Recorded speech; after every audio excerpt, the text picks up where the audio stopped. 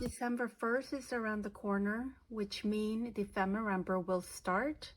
So I really need to get in the gear and figure out on how to add pages into my binder. Welcome, it's Winnie from BellaSunshyn. First thing first is we need to go ahead and make a template on how big of pages that we can put in our binder. So I already made one out of cardboard. And according to this, the height that I have that I can go for is 8 1/4 would be the highest. And the width is 5 3/4. Actually, with this one, I can actually go up to 6 inches. It's just going to depend on where you put the 6 inches.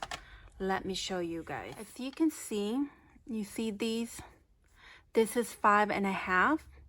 And the one that's coming out are 6 inches. So depending on where you put the 6 inches in your binder, it's going to be okay. But if you put the 6 inches in the middle, it's going to stick out a lot more. And you're going to see just a tiny bit on the edge here. So if you're not liking that look, then cut them. Don't put 6 inches in the center. So I'm going to do a couple of different sizes. I'm going to have some that's going to be 6, and then some of them are going to be smaller probably than 5 anyway. So it's been driving me crazy trying to figure out how to put or what to put in my binder. What paper? Is it going to be strong enough? Is it going to be too sturdy? I mean, too bulky, whatever. So I've been doing a lot of experiment trying to figure out the best, what I think is going to be best for me. This is a regular copy paper, but I coffee dyed it.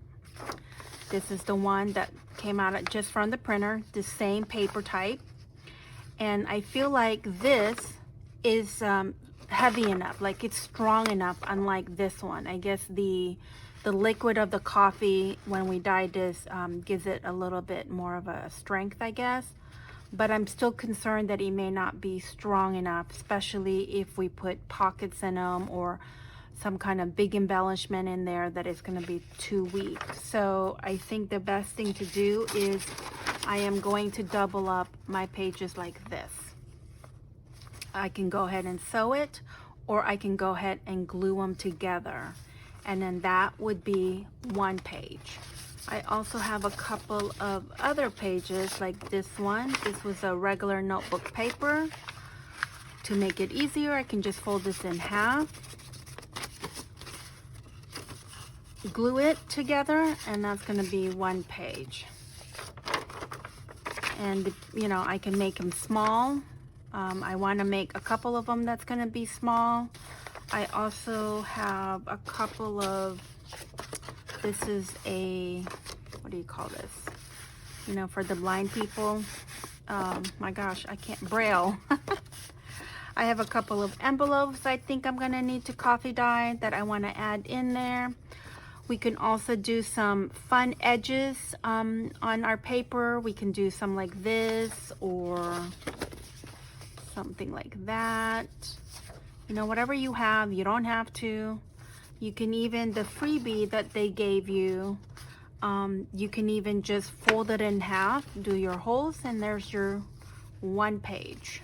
I have a couple of, like, these are pretty flimsy. So even doubling them up, it's gonna be flimsy. So if you wanted to use this, you really need to put it something sturdy on it and then back it up with another one. So with this one, I would put this right here and then glue this 2 pink together, and then that would be one page. So it's like 3 layer instead of 2. So just play around with what you have. I have a couple of these. These are they're not cardstock. I don't even know what these are actually, but they're pretty heavy. So I think I don't need to double this up. I can just leave these as single. So I have a couple of those. More digitals that I have that I coffee dyed and maybe I want to put in here. Before you guys start working on your pages, there's a couple of tips I need you guys to consider. When you are, because we're gluing things from back to back, just make sure you check to see, you know, if it's something together, because when you have the binder open, you're going to see them both together like this, just like a regular journal. You just want to make sure that you are backing, like this page, I was thinking of backing it with this, and then these would go together. And then I would back that up with this, and then maybe put this there. So just kind of plan out your pages a little bit. The other thing is when you do start folding, like for instance this one, we would normally go ahead and cut off the white part, right? But in our case, don't do that. Go ahead and fold your paper first, like this. And sometimes when we're folding, it's not quite perfect. Like I can tell that's not going to be, like it's not lined up together. So to avoid that, you want to go ahead and fold your paper first and then cut your edges. Then you're going to have the same one. So for instance, like with these, because I'm really going to cut probably right here, the way I would do this is I have the backing. I would line it up as much as I can. Whether you're gluing or you're sewing, what you want to do is you're going to want to put a glue. I'm not worried about this bottom part or this side. I'm just worried about the main piece. So I'm just going to put my weight. I'm just going to put, using my glue stick, just going to put a dab of glue. Oh, my pages is not lined up anymore. Just a little bit of glue to kind of hold them in place together. Like this. And see, I'm already not straight on there. So once you have that, I'm going to go ahead and cut it.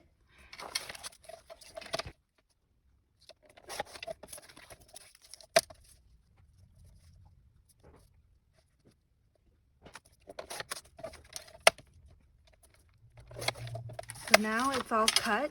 Once you have it cut, you can go ahead and use your art glitter glue and put glue on the edges here.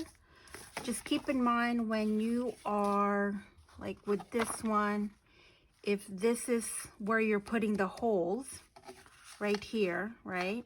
What you want to do on this one is don't just do the edges, kind of do a little bit more to cover where the holes is, and that's going to make your pages stronger, especially when we're putting a hole in it. Glue, make sure it's going to be dry before you start punching a hole. And to make your hole using your template, you're just going to either go ahead and mark that to know where you're going to punch it, or you can go ahead and punch it with using your template. I think I went overboard with the paper. I have way too much than I need. Because on our prompt list, we only have 16 prompts. So technically, we only need 16 pages.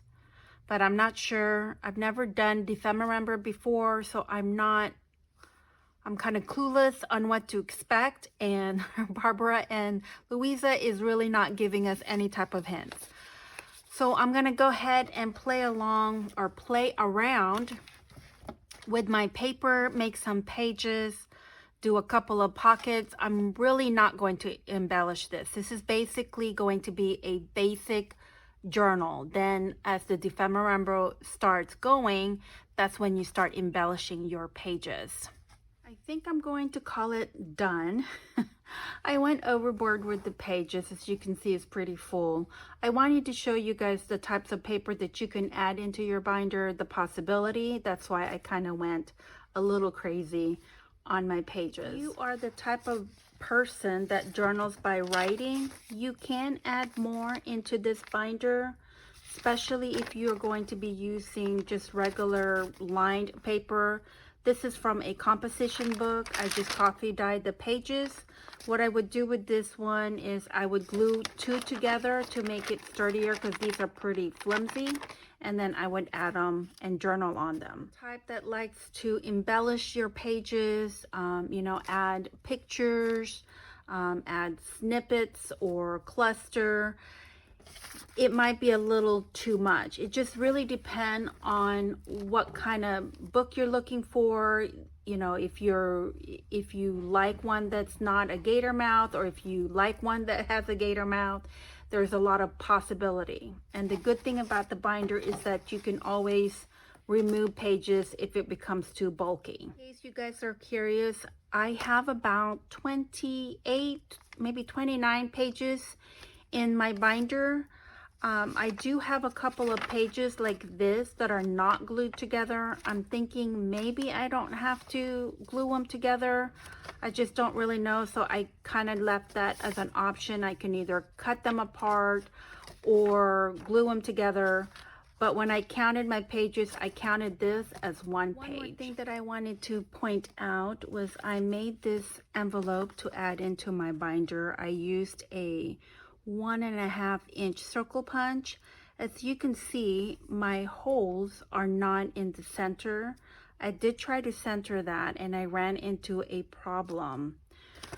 When I had this in the center, my circle was kind of off. So this is the template, was off. So what ends up happening was it was getting caught in between my pages. So it was really hard to turn this over. So it's very important that all your pages are lined up together, and that way you are not going to have that issue where 2 pages are meeting together. So just make sure they're lined up. I will do a flip through at the end. I hope I gave you guys some inspiration, or at least I gave you guys some ideas on what kind of pages you can add to your binder. If you have any questions, please leave a comment below. Thank you so much for spending your day with me. I really appreciate your support. Until next time, happy crafting.